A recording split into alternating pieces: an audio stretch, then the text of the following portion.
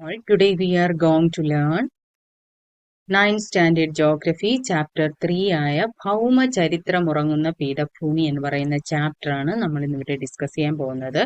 അപ്പോൾ നമ്മൾ കഴിഞ്ഞ രണ്ട് ചാപ്റ്ററിലായിട്ട് ഇന്ത്യയിലെ വിവിധ ഭൂപ്രകൃതി വിഭാഗങ്ങൾ, അതുപോലെ തന്നെ അതിലുള്ള ഹിമാലയ പർവ്വതം, ഉത്തരേന്ത്യൻ സമതലം എന്നീ മേഖലകളുടെ ഭൗതികവും സാംസ്കാരികവും വൈവിധ്യവുമായിട്ടുള്ള കാര്യങ്ങളാണ് കഴിഞ്ഞ രണ്ട് ചാപ്റ്ററിൽ നമ്മൾ ഡിസ്കസ് ചെയ്തത് അല്ലേ.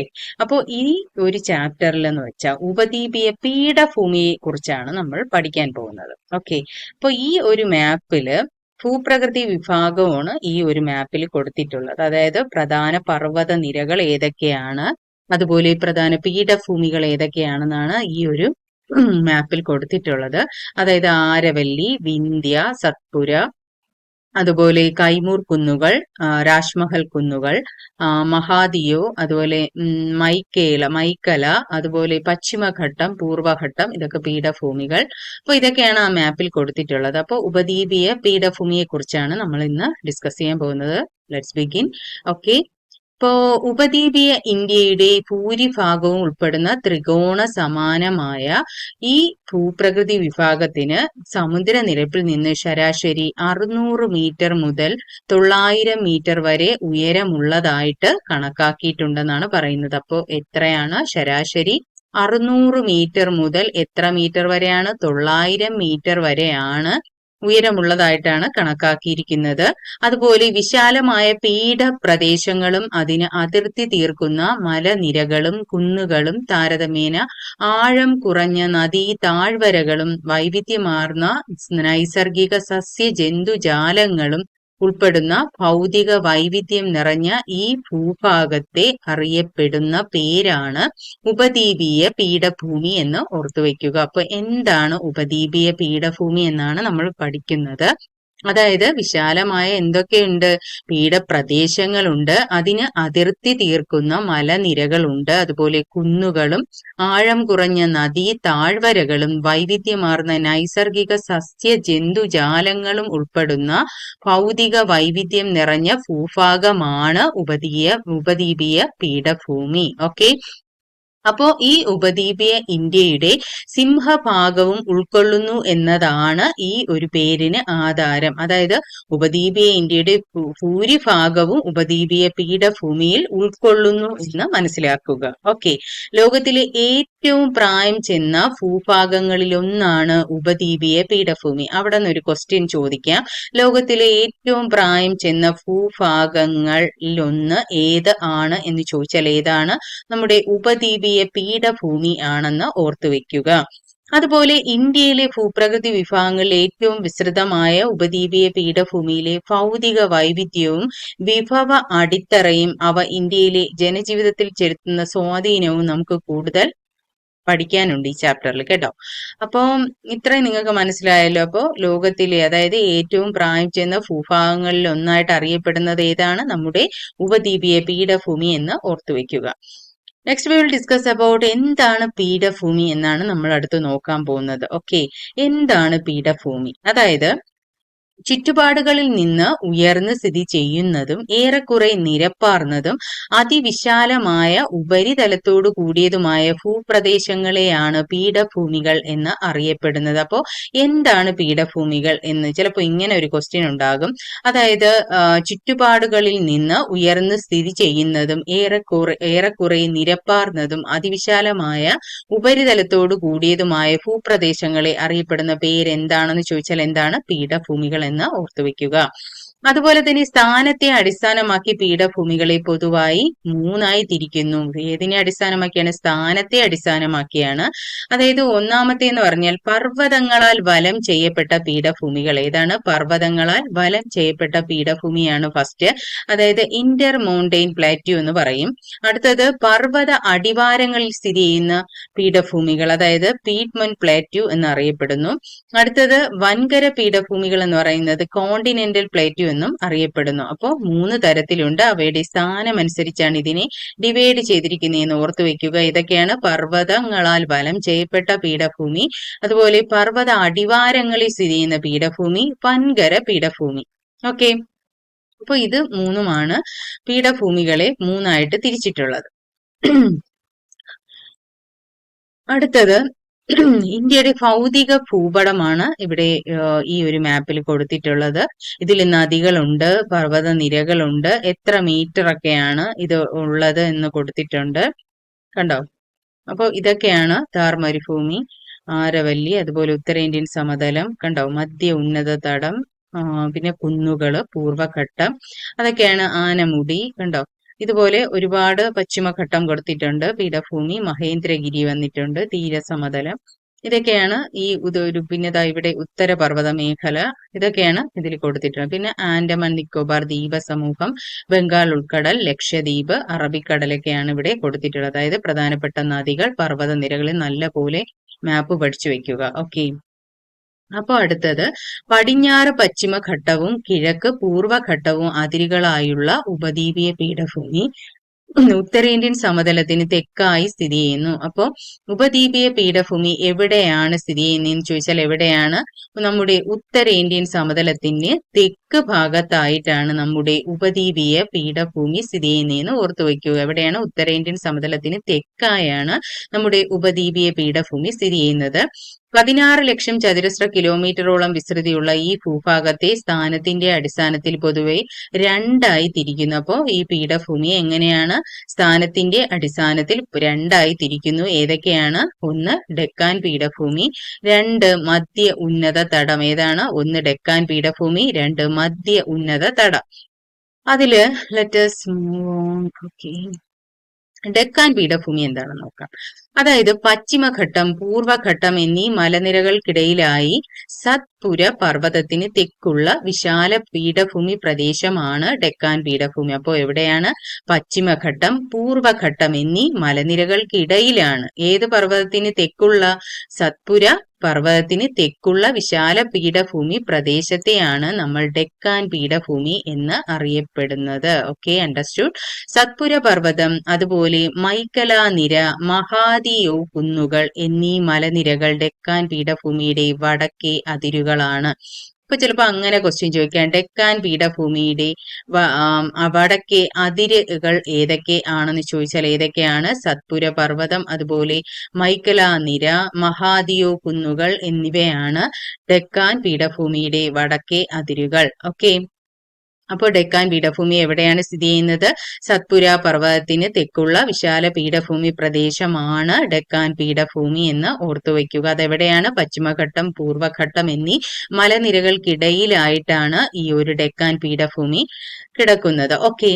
അപ്പോ എങ്ങനെയാണ്? തെക്ക് എന്നർത്ഥമുള്ള ദക്ഷിൺ എന്ന സംസ്കൃത പദത്തിൽ നിന്നാണ് ഡെക്കാൻ എന്ന പേരുണ്ടായത്. അപ്പൊ ദക്ഷിണിന്റെ അർത്ഥം എന്താണ്? തെക്കെന്നർത്ഥമുള്ള ദക്ഷിൺ എന്ന സംസ്കൃത പദം. അപ്പൊ തെക്കിനെ സംസ്കൃത പദം ഏതാണ്? ദക്ഷിണാണ് എന്നാണ് അറിയപ്പെടുന്നത്. അപ്പോൾ തെക്ക് എന്ന അർത്ഥമുള്ള ദക്ഷിൺ എന്ന സംസ്കൃത പദത്തിൽ നിന്നാണ് ഡെക്കാൻ എന്ന പേരുണ്ടായത്. ഇവിടെ ഇപ്പോൾ നമ്മൾ 2-3 ക്വസ്റ്റ്യൻ പറഞ്ഞു. ഈ ക്വസ്റ്റ്യനൊക്കെ പഠിച്ചു വെക്കുക. അതായത് ചിലപ്പോൾ ഇങ്ങനെ ക്വസ്റ്റ്യൻ ചോദിക്കാം, തെക്ക് എന്ന അർത്ഥമുള്ള ഏത് സംസ്കൃത പദത്തിൽ നിന്നാണ് ഡെക്കാൻ എന്ന പദം ഉണ്ടായത് അല്ലെങ്കിൽ പേരുണ്ടായത് എന്ന് ചോദിച്ചാൽ ഏതാണ്? ദക്ഷിണാണ്. ഓക്കെ. അപ്പോൾ അതുപോലെ തന്നെ ദശലക്ഷക്കണക്കിന് വർഷങ്ങൾക്ക് മുൻപ് ലാവ ഒഴുകി പരന്നുണ്ടായ ബസാൾട്ട്, ഗ്രാനൈറ്റ്, നൈസ് തുടങ്ങിയ പരൽ രൂപശിലകളാണ് ഡെക്കാൻ പീഠഭൂമിക്ക് രൂപം നൽകുന്നത്. അപ്പോൾ ദശലക്ഷക്കണക്കിന് വർഷങ്ങൾക്ക് മുൻപ് ലാവ എന്ത് ചെയ്യുന്നു? ഒഴുകി പരന്നുണ്ടായ ബസാൾട്ട്, ഗ്രാനൈറ്റ്, നൈസ് തുടങ്ങിയ പരൽ രൂപശിലകളിൽ നിന്നാണ് ഡെക്കാൻ പീഠഭൂമി എന്ത് ചെയ്തത്? രൂപം കൊണ്ടതെന്ന് ഓർത്തുവെക്കുക. അതുപോലെ തന്നെ ഡെക്കാൻ പീഠഭൂമിയുടെ വടക്കു പടിഞ്ഞാറു ഭാഗം ബസാൾട്ട് എന്ന ലാവാശിലകളാൽ നിർമ്മിതമാണ്. അപ്പോൾ ഡെക്കാൻ പീഠഭൂമിയുടെ വടക്കു പടിഞ്ഞാറു ഭാഗം ഏത് ലാവാശിലകളാൽ നിർമ്മിതമാണെന്ന് ചോദിച്ചാൽ എന്താണ്? അതിന്റെ ആൻസർ ബസാൾട്ട് ആണ്. എന്താണ്? ബസാൾട്ട് എന്ന് ഓർത്തുവെക്കുക. ഓക്കെ. അപ്പോൾ ബസാൾട്ട് എന്ന ലാവാശിലകളാൽ നിർമ്മിതമാണ്. ഈ മേഖലയെ ഡെക്കാൻ ട്രാപ്പ് എന്ന് വിളിക്കുന്നു. എന്താണ്? ഈ മേഖലയിൽ ഡെക്കാൻ ട്രാപ്പ് എന്നാണ് വിളിക്കുന്നത്. അപ്പോൾ ബസാൾട്ട് എന്ന ലാവാശിലകളാൽ നിർമ്മിതമായ ഭാഗത്തെ ഡെക്കാൻ ട്രാപ്പ് എന്നാണ് വിളിക്കുന്നത്. അതുപോലെ തന്നെ ബസാൾട്ട് ശിലയ്ക്ക് അപക്ഷയം സംഭവിച്ച് രൂപം കൊള്ളുന്ന കറുത്ത മണ്ണ് മണ്ണാണ് ഈ മേഖലയുടെ സവിശേഷത. അപ്പൊ എന്താണ്? ബസാൾട്ട് ശിലയ്ക്ക് അപക്ഷയം സംഭവിച്ച് രൂപം കൊള്ളുന്ന കറുത്ത മണ്ണാണ് ഈ മേഖലയുടെ സവിശേഷത. അതായത് റിഗർ മണ്ണ് എന്നറിയപ്പെടുന്ന ഫലപുഷ്ടിയും ജലസംഭരണി ശേഷിയുമുള്ള ഈ മണ്ണ് വേനലിലും എന്തിനുപയോഗിക്കാം? കാർഷിക വിളകൾക്ക് സംരക്ഷണമേകുന്നു. പരുത്തി കൃഷിക്ക് ഏറെ പ്രയോജനമായതിനാൽ ഈ മണ്ണിന് കറുത്ത പരുത്തി മണ്ണ് എന്നും പേരുണ്ട് എന്നാണ് പറയുന്നത്. അപ്പോൾ എന്താണ്? കറുത്ത പരുത്തി മണ്ണാണ് ഇവിടെ കൂടുതൽ കാണപ്പെടുന്നത്. എന്താണ്? റിഗർ മണ്ണ് അല്ലെങ്കിൽ കറുത്ത കരിമണ്ണെന്നാണ് ഇവിടെ ഉള്ള മണ്ണിനെ അറിയപ്പെടുന്നത്. കാരണം എന്താണ്? ലാവാശിലകളാൽ നിർമ്മിതമാണ്. അതുപോലെ ബസാൾട്ട് ശിലയ്ക്ക് അപക്ഷയം സംഭവിച്ച് രൂപം കൊള്ളുന്ന കറുത്ത മണ്ണാണ് ഇവിടത്തെ പ്രത്യേകത എന്ന് പറയുന്നത്. അതുപോലെ തന്നെ ഇത് കൃഷിക്ക് അനുയോജ്യമാണ്. പരുത്തി കൃഷിക്ക് ഏറെ പ്രയോജനമാണ് ഈ കറുത്ത പരുത്തി മണ്ണ് എന്നും പേരുണ്ട്. ചുണ്ണാമ്പ്, ഇരുമ്പ്, മഗ്നീഷ്യം, അലുമിനിയം തുടങ്ങിയ ധാതു ലവണങ്ങൾ റിഗർ മണ്ണിന്റെ പ്രത്യേകതയാണ്. അപ്പോൾ ഇതിൽ എന്തോന്നൊക്കെ അടങ്ങിയിട്ടുണ്ട്? കറുത്ത മണ്ണിൽ ചുണ്ണാമ്പ്, ഇരുമ്പ്, മഗ്നീഷ്യം, അലുമിനിയം. അപ്പോൾ അതൊക്കെയാണ് ഈ ഒരു ഡെക്കാൻ പീഠഭൂമി എന്ന് പറയുന്നത്. ഡെക്കാൻ പീഠഭൂമിയുടെ പിക്ചർ ഇവിടെ കൊടുത്തിട്ടുണ്ട്. പശ്ചിമഘട്ടം, പൂർവ്വഘട്ടം എന്നീ മലനിരകൾ ഒക്കെ ഭൂപടത്തിൽ കൊടുത്തിട്ടുണ്ട്. അത് നിങ്ങൾ നോക്കണം. ഓക്കെ. അതുപോലെ തന്നെ കേരളത്തിന്റെ കിഴക്കു ഭാഗത്തായി സ്ഥിതി ചെയ്യുന്ന സഹ്യപർവ്വത നിരയെ നമുക്കറിയാലോ അല്ലെ? സഹ്യപർവ്വത നിര നമുക്ക് എല്ലാവർക്കും അറിയാവുന്ന കാര്യമാണ്. ഇത് ഇവിടെ പിക്ചറിൽ കൊടുത്തിട്ടുണ്ട്, കണ്ടോ? അപ്പോൾ അതും സഹ്യപർവ്വത നിരയെ കുറിച്ചാണ് ഇനി അടുത്ത് നമ്മൾ നോക്കാൻ പോകുന്നത്. ഓക്കെ. അതായത് തെക്ക് കന്യാകുമാരി മുതൽ വടക്ക് ഗുജറാത്ത് വരെ ഏകദേശം 1600 കിലോമീറ്റർ നീളത്തിൽ വ്യാപിച്ചു കിടക്കുന്ന ഈ മലനിരയ്ക്ക് പശ്ചിമഘട്ടം അല്ലെങ്കിൽ വെസ്റ്റേൺ ഘട്ടം എന്നാണ് പൊതുവായ പേര്. അപ്പോ തെക്ക് കന്യാകുമാരി മുതൽ, അങ്ങനെ ഒരു ക്വസ്റ്റ്യൻ വരാം, തെക്ക് കന്യാകുമാരി മുതൽ വടക്ക് ഗുജറാത്ത് വരെ, ഇവിടെയാണ് വടക്ക് ഗുജറാത്ത് വരെ ഏകദേശം 1600 കിലോമീറ്റർ നീളത്തിൽ വ്യാപിച്ചു കിടക്കുന്ന മലനിരയെ അറിയപ്പെടുന്ന പേര് എന്താണെന്ന് ചോദിക്കാം. എന്താണ്? പശ്ചിമഘട്ടം അല്ലെങ്കിൽ വെസ്റ്റേൺ ഘട്ടം എന്ന് ഓർത്തുവെക്കുക. ഈ മലനിരയാണ് ഡെക്കാൻ പീഠഭൂമിയുടെ പടിഞ്ഞാറൻ അരികെന്ന് അറിയപ്പെടുന്നത്. അപ്പോൾ ഡെക്കാൻ പീഠഭൂമിയുടെ അരികെന്നറിയപ്പെടുന്നത് എന്നെ ഏതാണ്? പശ്ചിമഘട്ടമാണ് ഡെക്കാൻ പീഠഭൂമിയുടെ പടിഞ്ഞാറൻ അരിക് എന്ന് ഓർത്തുവെക്കുക. അതുപോലെ തന്നെ വടക്കു നിന്നും തെക്കോട്ട് എന്ന ക്രമത്തിൽ ഈ പർവ്വത നിരയുടെ ഉയരം കൂടിക്കൂടി പോകും. അതുപോലെ ഏറ്റവും ഉയരമുള്ള, ഇന്ത്യയിലെ തന്നെ ഏറ്റവും ഉയരമുള്ള കൊടുമുടിയാണ് ഏത്? ആനമുടി എന്നറിയപ്പെടുന്നത്. ഇത് 2695 മീറ്റർ ആണ് ഇതിന്റെ നീളം എന്ന് പറയുന്നത്. പശ്ചിമഘട്ടത്തിലെ ആനമലയിലാണ് ആനമുടി സ്ഥിതി ചെയ്യുന്നത്. അപ്പോൾ എന്താണ്? ഇന്ത്യയിലെ ഏറ്റവും ഉയരമുള്ള കൊടുമുടി ഏത് എന്ന് ക്വസ്റ്റ്യൻ ചോദിച്ചാൽ ഏതാണ്? ഇന്ത്യയിലെ ഏറ്റവും ഉയരമുള്ള കൊടുമുടിയാണ് ആനമുടി. ഇത് എത്രയാണ്? ഇതിന്റെ മീറ്റർ എന്ന് പറയുന്നത് 2695 മീറ്റർ. ഇതെവിടെയാണ്? പശ്ചിമഘട്ടത്തിലെ ആനമലയിലാണ്. ഓക്കെ. അപ്പോൾ ഈ ഒരു പാരഗ്രാഫിൽ തന്നെ 3 ക്വസ്റ്റ്യൻ ചോദിക്കാം. അതായത് തെക്ക് കന്യാകുമാരി മുതൽ ഗുജറാത്ത് വരെ ഈ 1600 കിലോമീറ്റർ വ്യാപിച്ചു കിടക്കുന്ന മലനിരയ്ക്ക് പറയുന്ന പേര് പശ്ചിമഘട്ടം. പടിഞ്ഞാറൻ അരിക് എന്നറിയപ്പെടുന്നതും പശ്ചിമഘട്ടം. Okay, understood. ഇത് അതുപോലെ തന്നെ ഇന്ത്യയിലെ തന്നെ ഏറ്റവും ഉയരമുള്ള കൊടുമുടി എന്നറിയപ്പെടുന്നത് ആനമുടി. ഇതെവിടെയാണ്? പശ്ചിമഘട്ടത്തിലെ ആനമലയിലാണെന്ന് ഓർത്തുവെക്കുക. അപ്പോൾ ആനമല എവിടെയാണെന്ന് നിങ്ങൾ മാപ്പ് നോക്കി പഠിക്കുക. ഓക്കെ. അടുത്തത്, കേരളത്തിൽ ആനമല, ഏലമല എന്നീ പേരുകളിലും അറിയപ്പെടുന്നു. അതുപോലെ പശ്ചിമഘട്ട മലനിരയ്ക്ക് കർണാടകം, തമിഴ്നാട് ഭാഗത്ത് നീലഗിരി എന്നും മഹാരാഷ്ട്രയിൽ സഹ്യാദ്രി എന്നുമാണ് പേര്.